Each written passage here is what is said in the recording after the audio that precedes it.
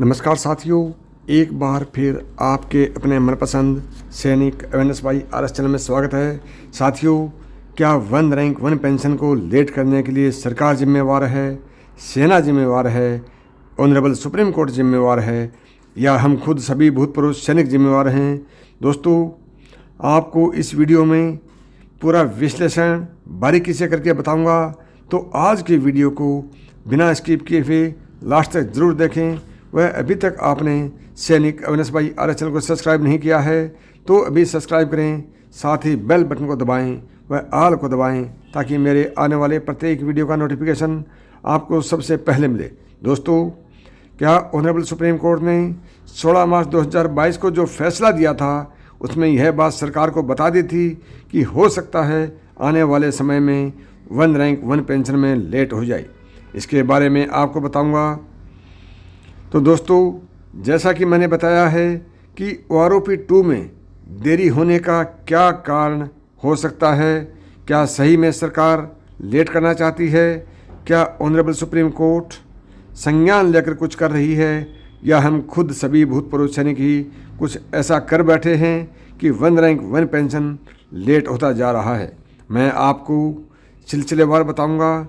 16 मार्च 2022 को honourable supreme court ने फैसला दिया था, तब उसके पैराग्राफ 50 और 51 में कुछ ऐसा लिखा हुआ था।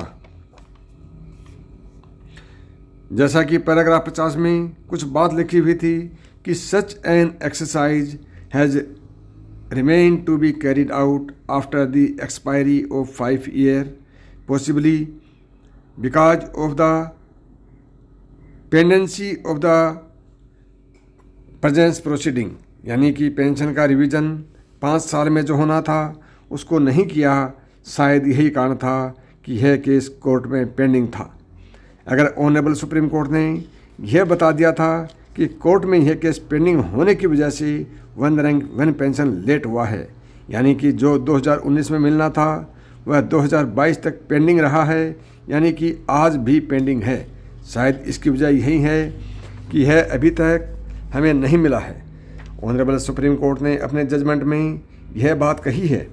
क्या जब रिव्यू पिटीशन दायर किया था तब यह केस और आगे नहीं चला गया? जब ऑनरेबल सुप्रीम कोर्ट ने अपने जजमेंट में ही यह बता दिया था कि वन रैंक वन पेंशन 2 का केस कोर्ट में पेंडिंग होने की वजह से हुआ है, तो हमने जब ऑनरेबल सुप्रीम कोर्ट में रिव्यू पिटीशन दायर कर दिया तो मेरे विचार से इसका मतलब यह हुआ कि आ बैल मुझे मार। आपको पता है 13 अप्रैल 2022 को रिव्यू पिटीशन दायर कर दिया गया था और 28 जुलाई 2022 को रिव्यू पिटीशन खारिज हो गया। तो आप समझ सकते हैं 28 जुलाई 2022 तक वन रैंक वन पेंशन के ऊपर कोई प्रोग्रेस नहीं हुआ। अब मैं आपको वो बात बताता हूँ जिसमें हमें विचार करने की ज़रूरत है।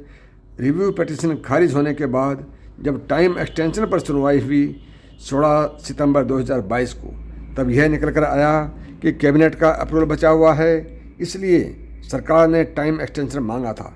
हालांकि इस बारे में सरकार ने अभी तक भी कोई स्टेटमेंट जारी नहीं किया है, यह हमें इंडियन एक्स-सर्विसमैन मूवमेंट के द्वारा ही पता चला।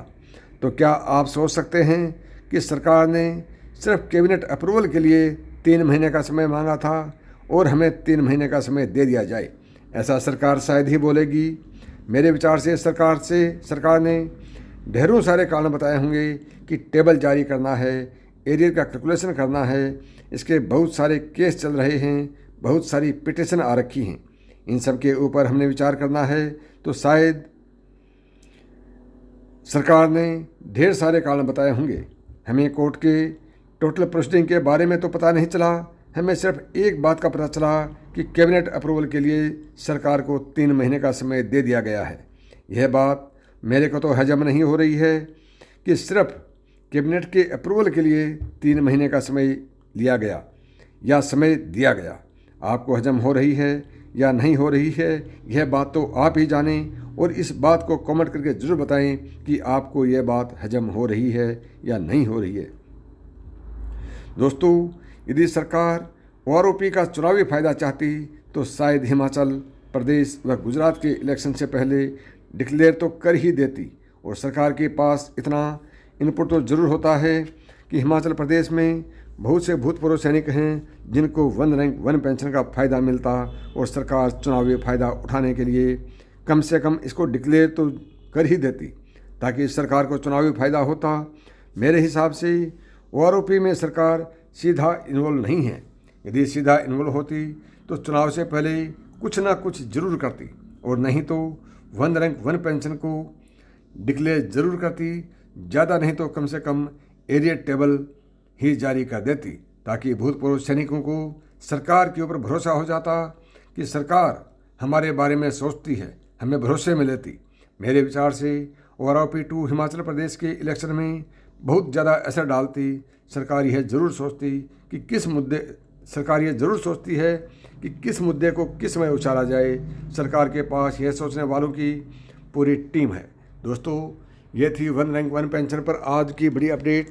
यदि वीडियो आपको पसंद आया हो तो वीडियो को ज़्यादा से ज़्यादा शेयर करें व लाइक करें। वह अभी तक आपने सैनिक अवेयरनेस बाई आर चैनल को सब्सक्राइब नहीं किया है तो अभी सब्सक्राइब करें।